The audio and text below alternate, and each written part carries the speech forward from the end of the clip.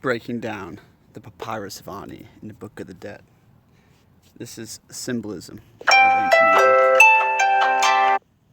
My friends, the hieroglyphs contain all wisdom. The hieroglyphs contain all wisdom. And Thoth said to those in the ages beyond, right?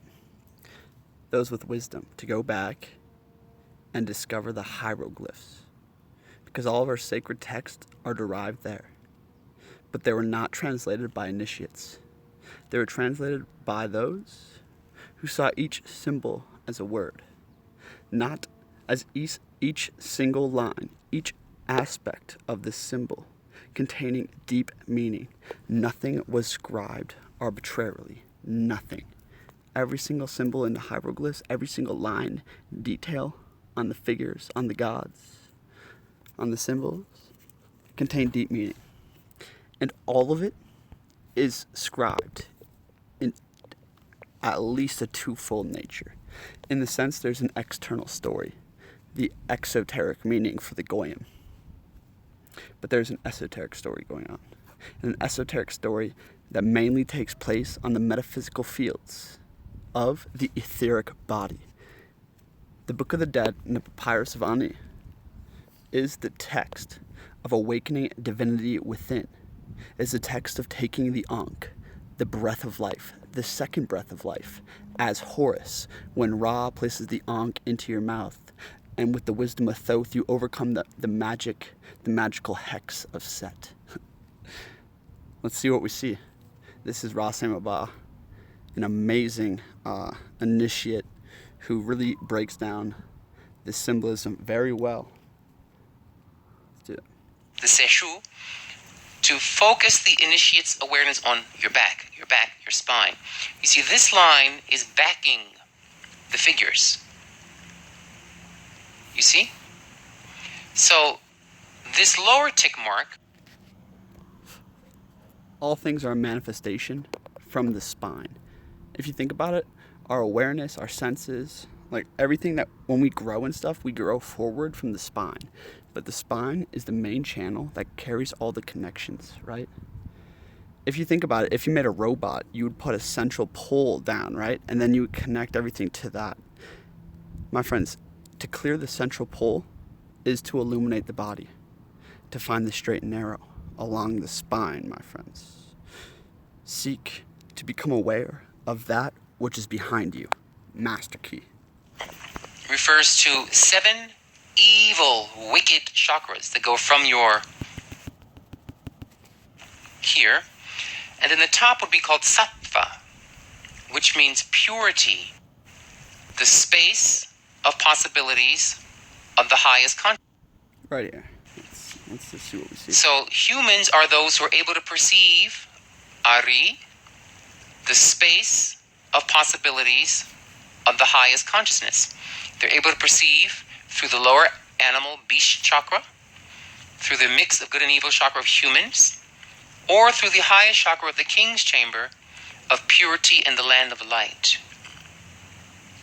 All that's hidden in this little glyph.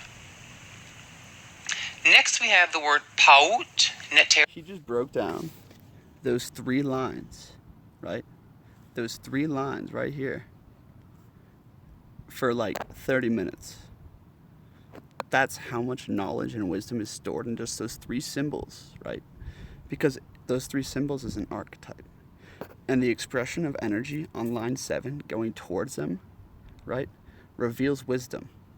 Each one of these symbols, my friends, acts as a key to all knowledge, right? And that symbol placed around within this story, right, reveals things. Paut is the word that means clay, bread, matter, or the gods. Paut also can mean ancestors. Your paut or your ancestors. It has many meanings. Pau means to fly, like a bird flying. Pau, or pa. So, in this case, the word paut, meaning the, as he puts here, companies of the gods, but it means the material foundation of the gods of your chart, of the ecliptic, equator, and horizon of your chart. You see? So those three flags seem to be referencing almost like latitude and longitude. You know, just like a little flag on Google Maps. Those flags are referring to your star chart. The symbol he's pointing at right now, right here, seems to be referring to the earth, which he's clicking on, right? And the gods looking down upon it, seemingly. So Paut means that the gods of your chart, your ecliptic, equatorial, and horizon deities of your astrology wheel, are made of divine matter, meaning they are isomorphic. This task I need to succeed. Again, my friends, I'm just letting the spirit move me through these videos, and I keep just landing on and revealing keys. So let's see what we see. That thought is moving the Paut. It's actually morphing matter. First, mental matter. Your left. West would be to your right. North, east, and west of my chart.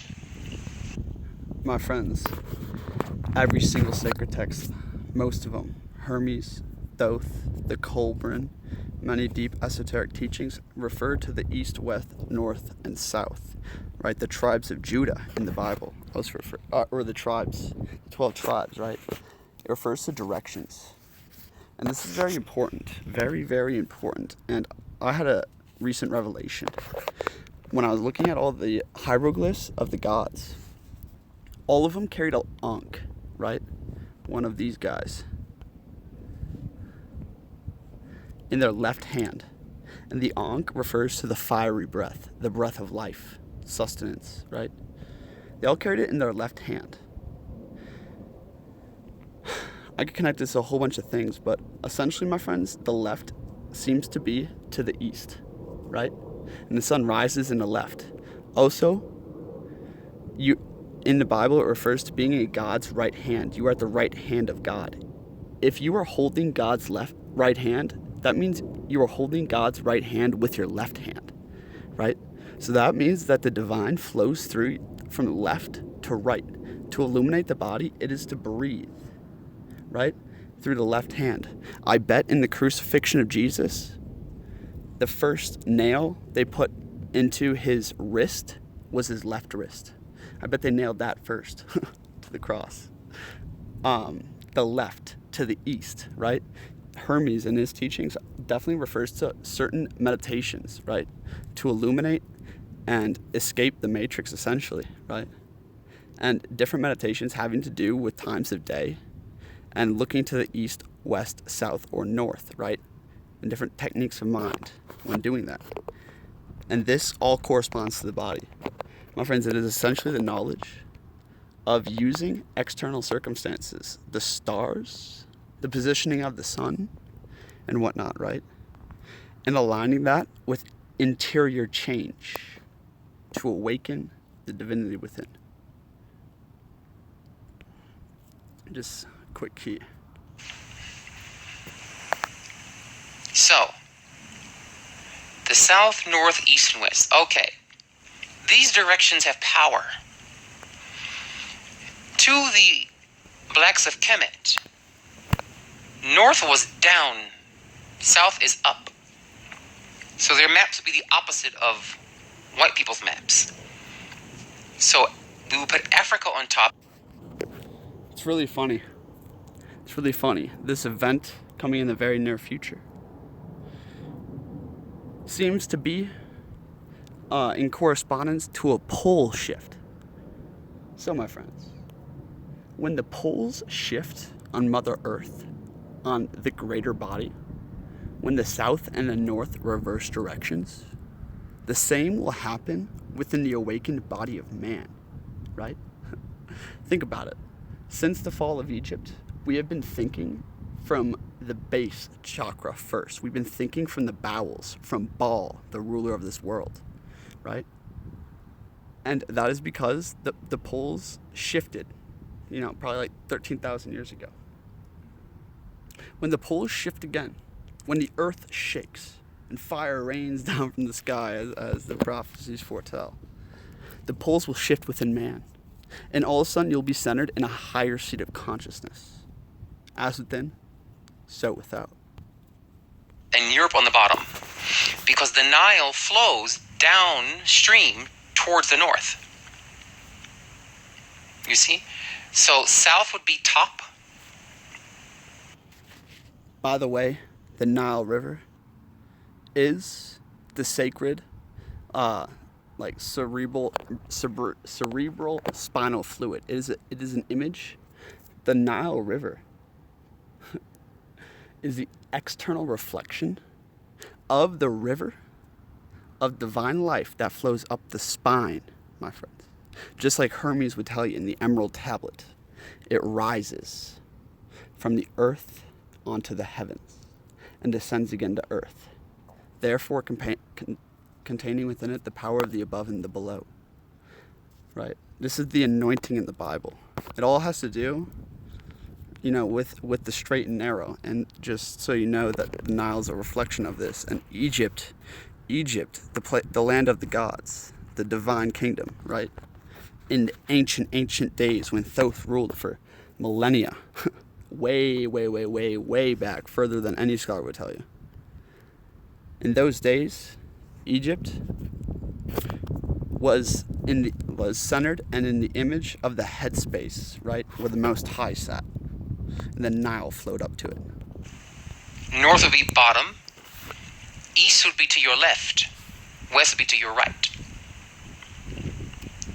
Okay? So, but they start here with the south, which is... I don't agree with him on this. I actually abridge what I said earlier. East is to your right. In all my studies and everything I've seen, East is definitely your right hand. I don't know. I gotta look deeper into these mysteries, but as I've connected many dots for you, as you can see, the East and the West holding the hands of God and the direction that the etheric energy flows through you when you awaken is very important. It has to do with the directions. Significant, because in the earliest mummies or dead found in Egypt, these are before the mummification process actually, when they just buried them in the hot sands and the sand and the heat would desiccate. Let's see what we see.